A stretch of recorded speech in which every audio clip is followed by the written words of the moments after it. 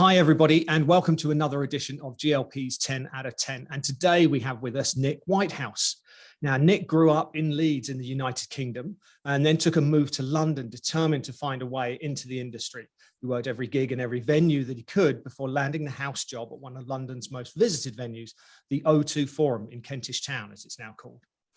From there, things took off in a big way, soon working with Coldplay as they themselves broke into a successful career, and then starting a long collaboration with Justin Timberlake. Continuing the winding path of seeking out new challenges, Nick made the jump to the US and then co-founded the company Fireplay, based out of Nashville, and taking an increased focus on the creative producer role. A multiple Knight of Illumination sword winner, Nick's artist collaborations include James Taylor, Thomas Rhett, Kylie Minogue, The Killers, Britney Spears, Jay-Z, Carrie Underwood, Lindsay Ell, and many more. Nick approaches every project individually, and whilst he's not one to back away from technology boundaries, he always maintains a keen focus on the artist to ensure the delivery of the greatest show possible. Welcome, Nick Whitehouse. Thank you. That's quite an introduction. It's fantastic. It's fantastic. And you've been quite busy recently. Especially you did this fantastic thing recently, or coordinated, I guess, at least this massive thing. So I'm sure you didn't do it on your own. There was a lot of team effort with Lindsay Ell to raise money for the Crew Nation campaign. We did, yeah. Which was just absolutely fantastic. Yeah, it was. I mean, it was one of those moments where what can I do? What can Fireplay do to kind of raise awareness of our situation? And the obvious question was, well, we can put on a show, and Lindsay graciously accepted the challenge and kind of got in full feet, you know. Yeah. And we kind of together created a cool show, and we managed to donate to all the charities. We managed to pay our crew, so it's successful all round, really. Absolutely brilliant. Well, congratulations. Thank you. Okay, we've got our 10 questions for you. So, okay, I'm ready. So let's we'll kick it off with the first one. Takes us right back to the beginning. So the question is, what was your first job as a designer?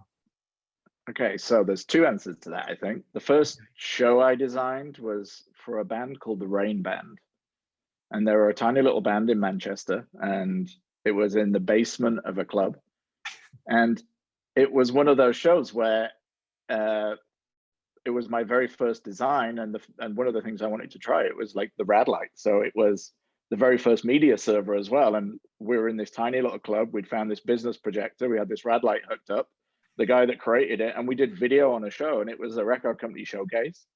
Okay. And the entire record company was blown away that this little band could afford visuals behind them. I mean, they weren't very good, but we had visuals, and we had like 6 lights, and that was my first design show. That's awesome. That's brilliant. I mean, remember that rad light? Yeah, and then around that same time, I actually designed my first tour, which was Star Sailor, which I think people know a bit more than the Rain Band. Right. And I did their little tour that went around Europe, and a trailer full of lights and me. So it was fun. Yeah, that's fantastic. Yeah, I think Star Sailor had a bit more commercial success. They did. I don't think the Rain Band went anywhere, but they had great songs.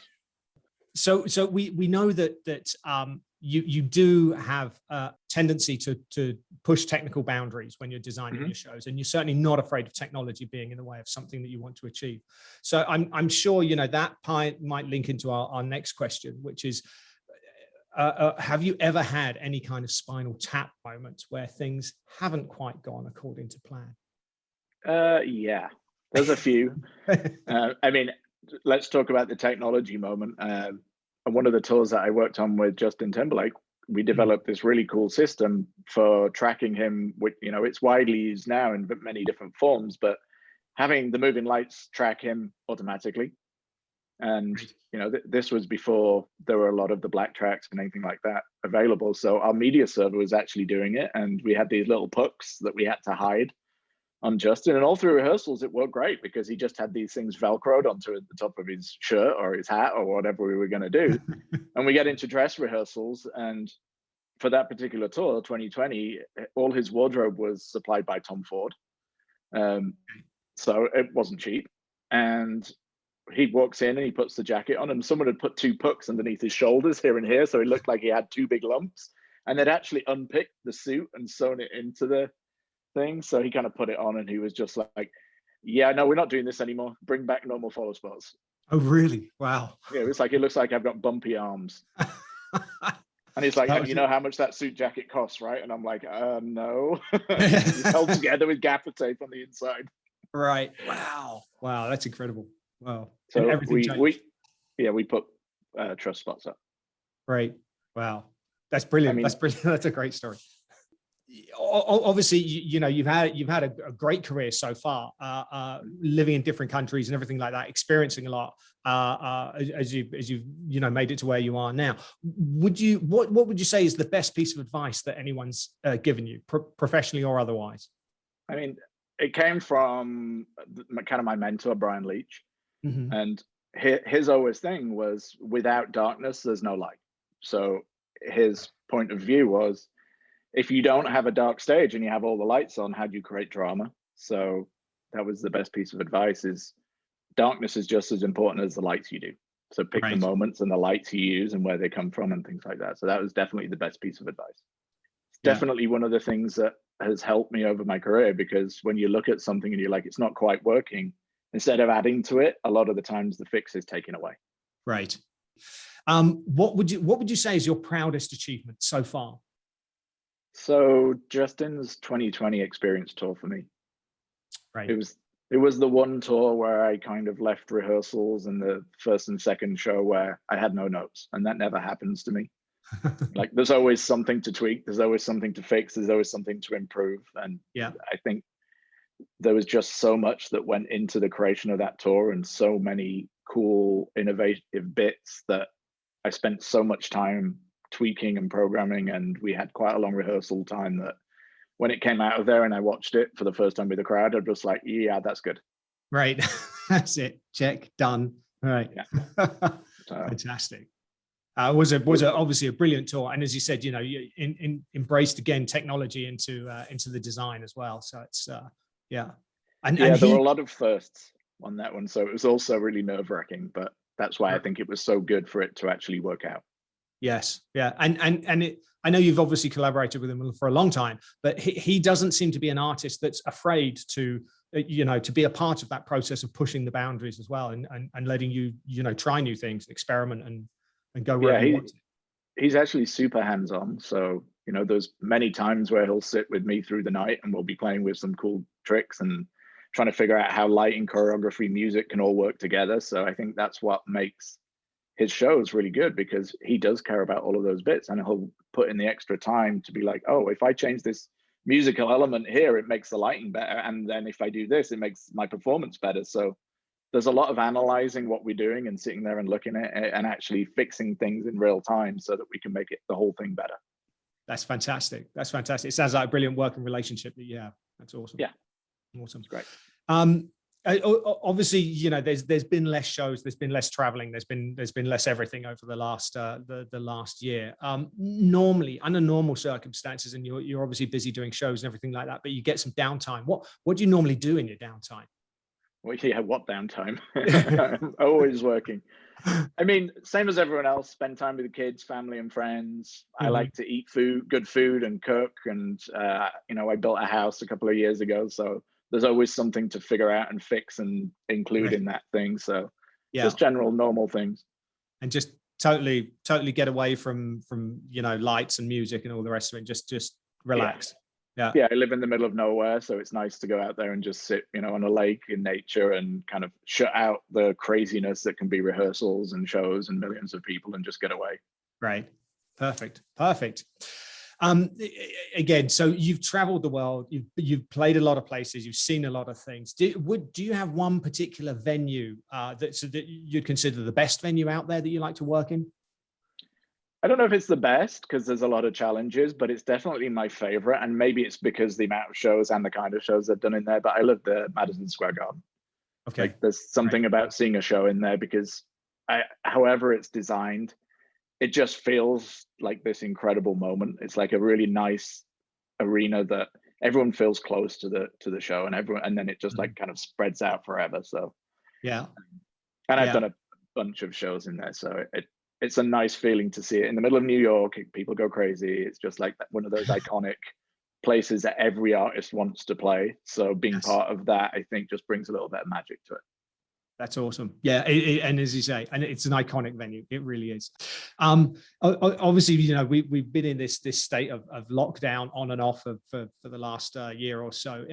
Musically, if you were only able to have one artist or one album around that you could hang on to for an extended period of time, who would that be? You know, one of my favorite artists who happens to be a client is James Taylor. I mean, okay. He's one of those things that you go to kind of when you need some good music, it's just there. So, you know, he's the one. Right. James Taylor. I mean, obviously he's been doing it for a long time, an absolute master at his craft as well. Yeah. If you had the opportunity to go back and visit the teenage Nick and offer one piece of advice, what would that be? Okay, that's a tricky one, but I think I have one. So, okay. It might relate back to the embarrassing question, but always write down your hotel name and room number before you go out somewhere and a day off on tour. Right. Right. Because they don't print it on the keys anymore. So no, that's true. They just, you know, they go out for dinner and a few drinks, and you're like, I'm going to go. Where am I staying today? Right. That's right. First night. It's better now. You have iPhones and things like that, but back when that didn't exist, I think I've been in situations where it's like, I have no idea where my hotel is. Right. Like, who am I going to call tonight? Who can help me out? Where are we? Exactly. Yeah. That's brilliant. That's a great piece of advice. There we are. Now, if you were able to sit down for a cup of coffee with any one person at all and have a conversation, they could be living, could be past, who would that be? So to fit with my kind of technology kind of thing and drawn to like new thing, I think it would be Elon Musk. Okay. All right. I think he's an interesting character that likes to push the boundaries in a different industry completely. Like he's done some incredible things for development of technology and not necessarily all him, but driving amazing teams as well. You know, it would be interesting to hear his point of view of where things are going to go and what's out there. Yes. Yeah. He's certainly a man with obviously massive ideas, but I think you're right. Massive achievements as well of what he's done with it, you know, his whole SpaceX program and everything like that. I mean, he's absolutely capable of achieving things. Exactly. He came up with an idea and he surrounded himself with the right people and executed it to a standard where, you know, he's beating people that have been doing it different ways for many years. Yes. Yeah. There we are. Those kind of people really interest me.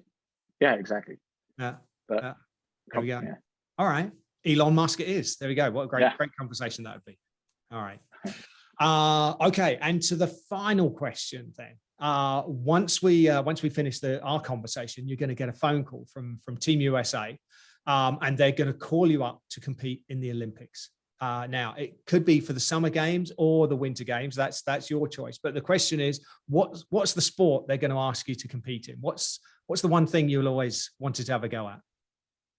I'm not sporty at all. So if we can include like, you know, drinking games, we might get close. But I kind of gave up and followed music rather than any of the sports stuff at school. So, I mean, ice fishing, which, you know, we know doesn't involve fishing at all. That's drinking too. So I think we're just going to get back to no sport. Okay, there we go. I don't think that's a good answer, but I couldn't name one. Anything that involves a little bit of drinking on the side. Curling, I think you can drink and curl, right? Curling, you probably could actually. Yeah, there's not much chance of you spilling of spilling anything, unless you're the one with the broom. I guess you have to be a bit careful there. But you probably fall on your ass on the ice. So that's right. All right. So beer curling, maybe that's a thing. We'll write to the IOC and see if they'll accept it into the next edition. Well, there's now esports is going to go into one of the games, right? So maybe we can find a way into that. That's right. And break dancing is going to be one of the new ones as well, I think. So I'll pick that. There you go, break dancing. There we go. Right. You've certainly seen plenty of it, I'm sure. Exactly. There we are. Nick, this has been absolutely fascinating. Thank you. Thanks for finding the time for us. Look forward to meeting up in person, obviously, at the next opportunity, which hopefully won't be too long now. And I hope not. Until then, stay safe and see you soon. You too. Thank you. Bye. Bye.